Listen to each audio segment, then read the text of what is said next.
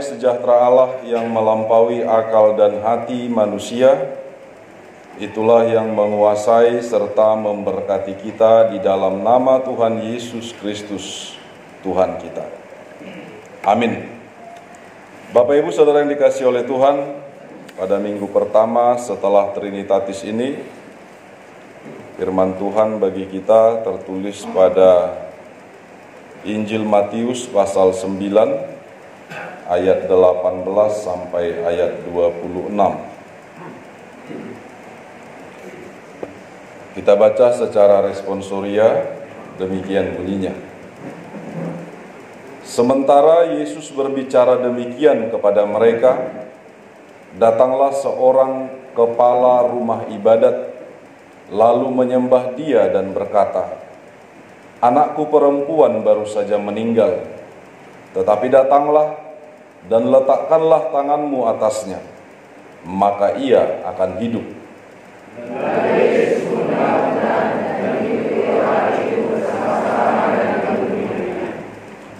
Pada waktu itu, seorang perempuan yang sudah 12 tahun lamanya menderita pendarahan, maju mendekati Yesus dari belakang dan menjamah jumbai jubahnya.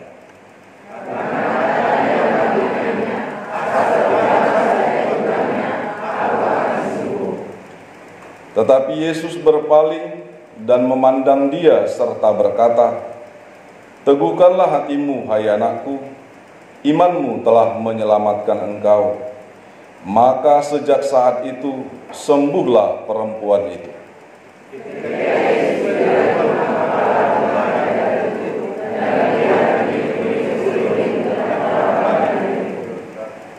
Berkatalah ia, "Pergilah, karena anak ini tidak mati, tetapi tidur." Tetapi mereka menertawakan dia.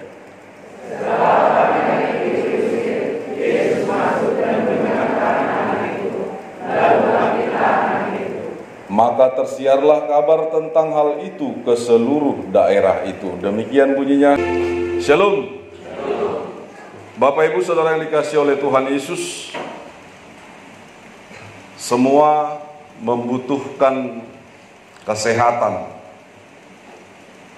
Semua membutuhkan kehidupan yang fit, yang stabil, dan juga kalau bisa tidak ada penyakit, tidak ada kekurangan.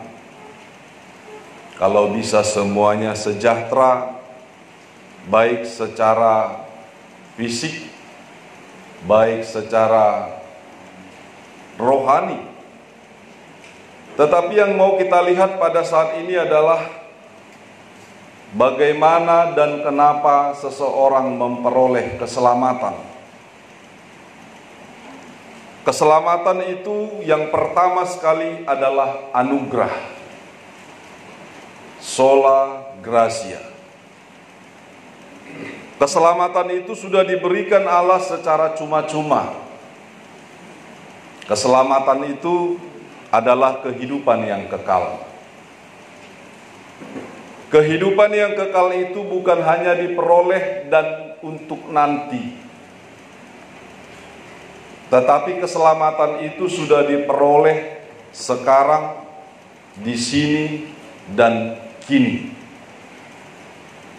Artinya Bapak Ibu Saudara yang dikasihi oleh Tuhan Yesus, itulah yang ditunjukkan oleh berita yang sudah kita terima pada ibadah kita ini. Bagaimana seorang Yarius, kepala rumah ibadat, anaknya, anak perempuannya yang sudah meninggal dunia,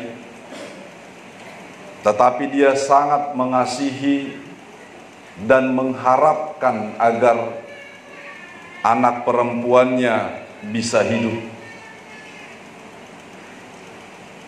Sudah banyak hal yang dia lakukan. Pasti sudah banyak proses yang dia lalui. Dia pasti sudah pergi ke tabib, pergi ke tenaga kesehatan yang ada pada saat itu, dan mungkin berbagai macam ramuan dan obat serta terapi sudah dijalani. Tetapi akhirnya putrinya mati. Dia sudah mendengar bagaimana kabar tentang Tuhan Yesus yang menyembuhkan orang yang sakit, yang sudah mengusir setan, lalu yang sudah membangkitkan orang dari kematian. Dia datang kepada Yesus. Dia datang dengan harapan. Dia seorang kepala rumah ibadat yang pada saat itu setiap orang-orang Yahudi yang setia kepada agamanya sendiri serta ajaran-ajarannya sangat-sangat membenci Yesus.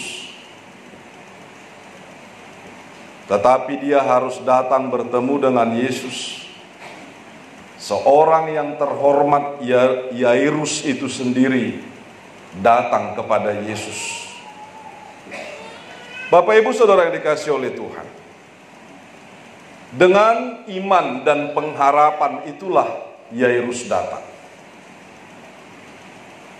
Ada harga yang harus dia bayar. Dia tidak mementingkan atau lebih mementingkan bagaimana pandangan-pandangan serta pertentangan yang terjadi pada saat itu, daripada cinta kasihnya dan harapannya kepada putrinya agar kembali hidup. Bapak Ibu Saudara yang dikasihi oleh Tuhan, bagaimana kita yang memiliki pengharapan dalam kehidupan kita?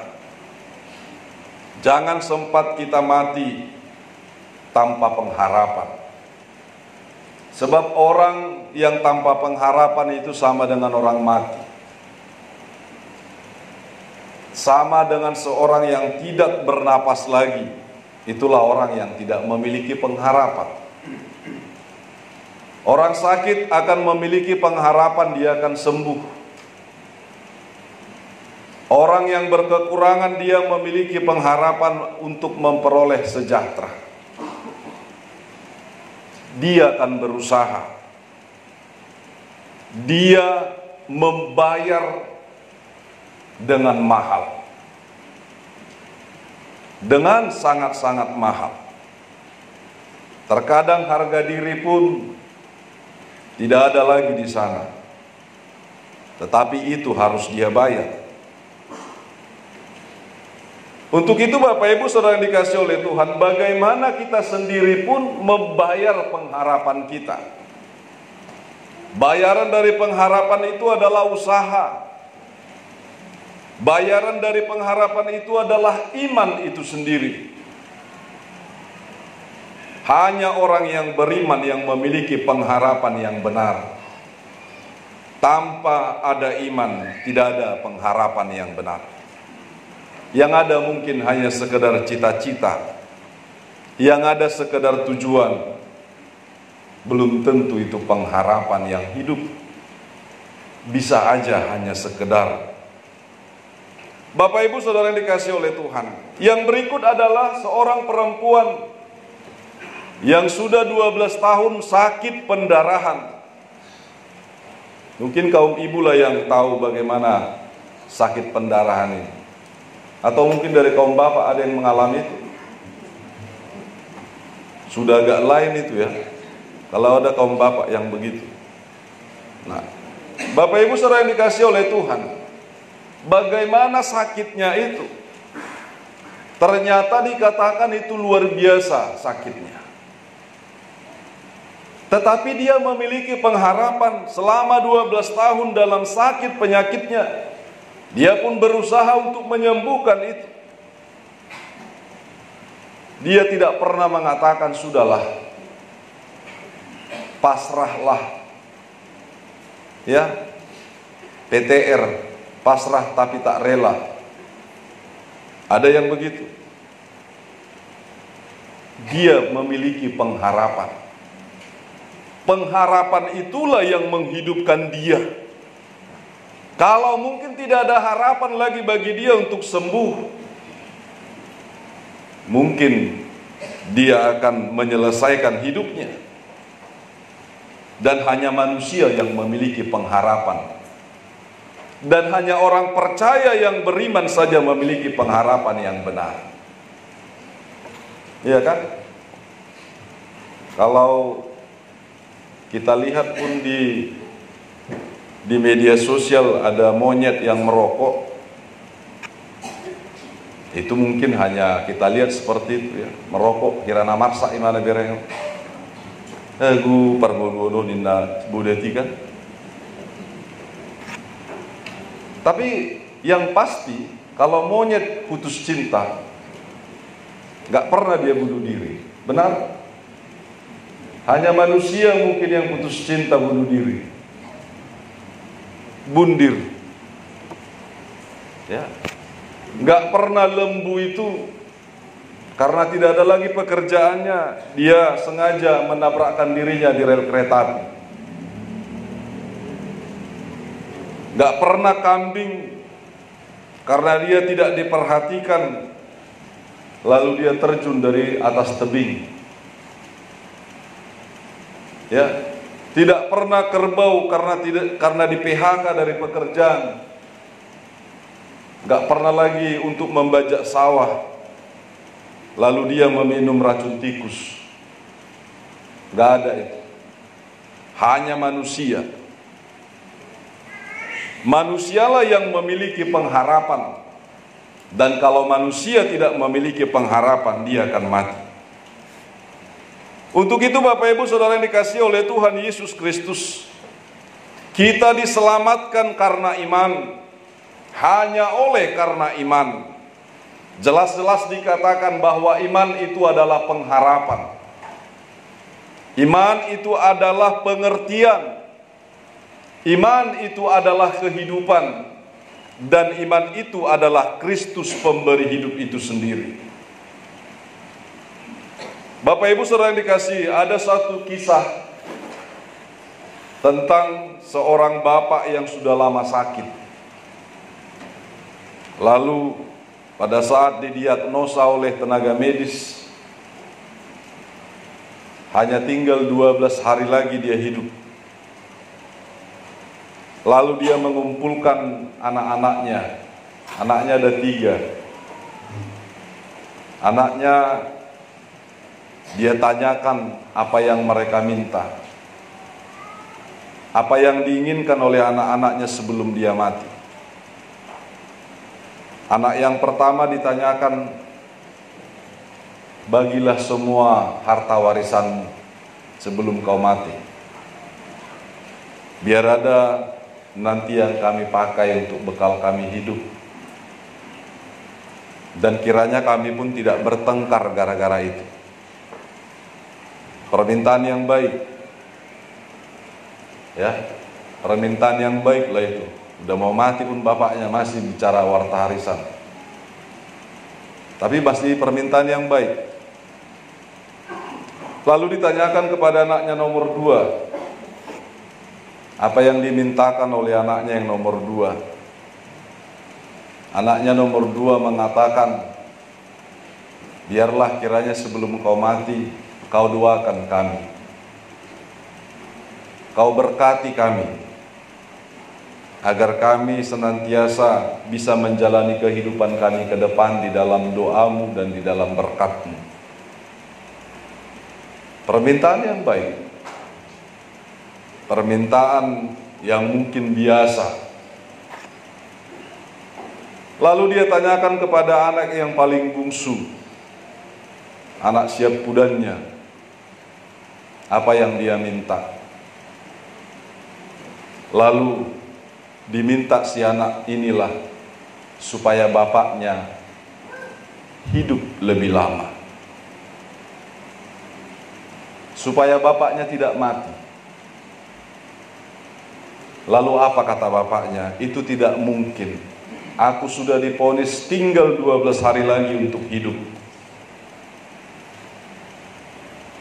Kalau begitu, kata si Yapudannya ini,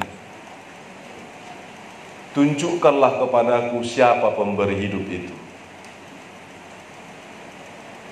Tunjukkan kepadaku siapa yang memberi hidup itu agar kau bisa ku mintakan hidup kembali. Itulah kata anak Siapudannya. Bapak Ibu Saudara yang dikasihi oleh Tuhan, ajaibnya setelah 12 hari dokter datang bersiap-siap karena itu sudah waktunya si bapak ini memisahkan tubuhnya dari rohnya. Tiba-tiba saja bapak itu lemas, terkulai, dan dicek tidak ada lagi napasnya, alias sudah mati. Tetapi tidak berapa lama lagi dia bergerak kembali, dan akhirnya dia hidup kembali. Ternyata doa anak Siapudannya ketika ditanyakan oleh anaknya itu siapa pemberi hidup itu, bapaknya mengatakan Tuhan sang pemberi hidup. Dia yang menentukan, bukan medis, bukan dokter, bukan obat. Karena banyak orang makan obat lapatokdo, ya kan? Banyak orang makan vitamin semakin lemas. Aneh-aneh juga kadang-kadang kita lihat. Tapi ada orang yang tidak perlu makan itu, hanya alami saja, natur saja, dia bisa sehat. Nah, untuk itu Bapak Ibu Saudara-saudara yang dikasihi oleh Tuhan Yesus Kristus, melalui firman Tuhan ini sendiri dimintakan kepada kita agar sungguh-sungguh beriman kepada Tuhan itu. Sungguh-sungguh beriman.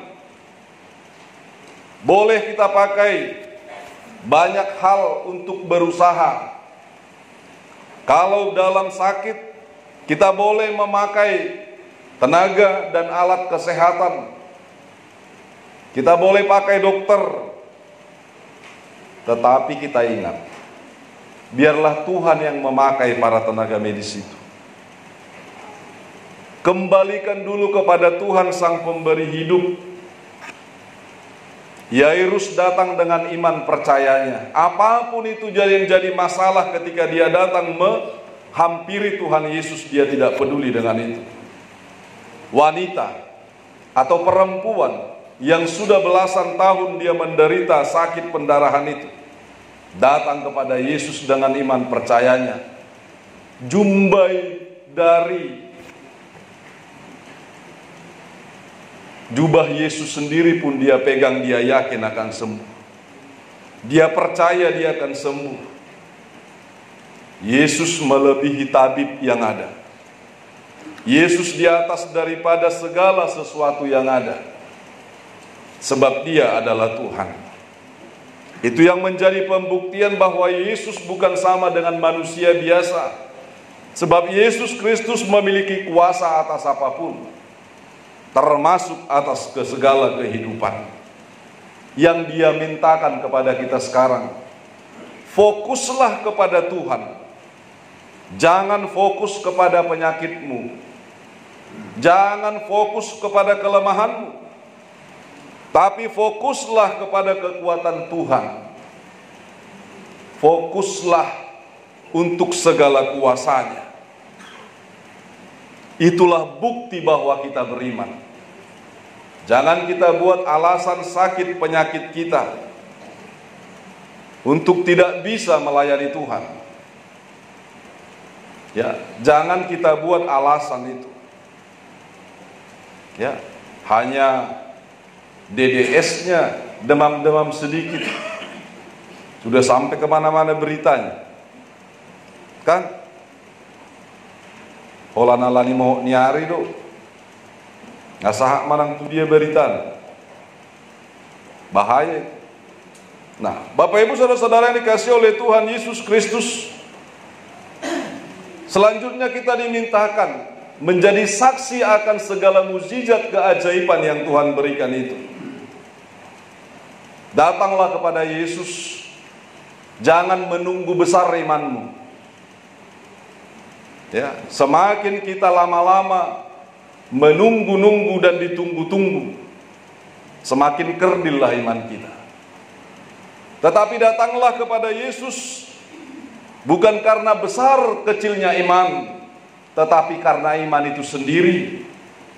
Karena kita percaya. Selanjutnya jangan seperti orang banyak yang menertawakan Yesus. Yang menertawakan sama dengan menyepelekan. Lebih mengandalkan yang lain, kekuatan dunia ini, bahkan kekuatan si jahat, sama dengan menertawakan Yesus. Ketika Yesus mengatakan pergilah, dia tidak mati, dia hanya tidur. Tapi yang lain tertawa. Kata tertawa di situ adalah hinaan. Kata tertawa di situ menunjukkan orang yang merasa lebih daripada Tuhan. Luar biasa Bapak Ibu. Tapi itulah bukti bahwa mereka tidak percaya. Tetapi Yairus yang datang kepada Yesus dan Yesus datang menunjukkan bahwa kuasa Allah itu melebihi apapun. Selanjutnya, ketika kita sudah melihat keajaiban Tuhan, mari kita tunjukkan semangat kita. Ya, mari kita tunjukkan semangat kita. Shalom. Semua kita diberkati Tuhan Bapak Ibu. Kemarin PNB remaja saya tanyakan semua diberkati, nggak tahu orang tua. Semua diberkati Tuhan Bapak Ibu. Berapa banyak berkat itu? Tidak terhingga, tidak terbatas. Bahkan hidup kita ini pun diberikannya untuk tidak terbatas. Walau sementara ini kita harus terbatas, tapi Tuhan memiliki rencana dan itu adalah harapan kita kepada ketidakterbatasan itu. Hidup selama-lamanya. Dengan pengharapan itulah kita bersemangat dan hidup di dalam iman. Ternyata iman kita adalah iman yang benar. Iman yang benar adalah iman di dalam Yesus Kristus. Kiranya Tuhan memberkati kita Bapak Ibu. Apapun yang menjadi pergumulan kita masing-masing, mari pertama serahkan kepada Tuhan. Dan mohon petunjuk, arahan, bimbingan Tuhan. Apa yang harus kita lakukan. Kiranya hikmatnya juga dilimpahkan bagi kita untuk mampu dan dimampukan, menunjukkan keajaiban, keheranan yang Tuhan akan nyatakan. Tuhan memberkati. Amin.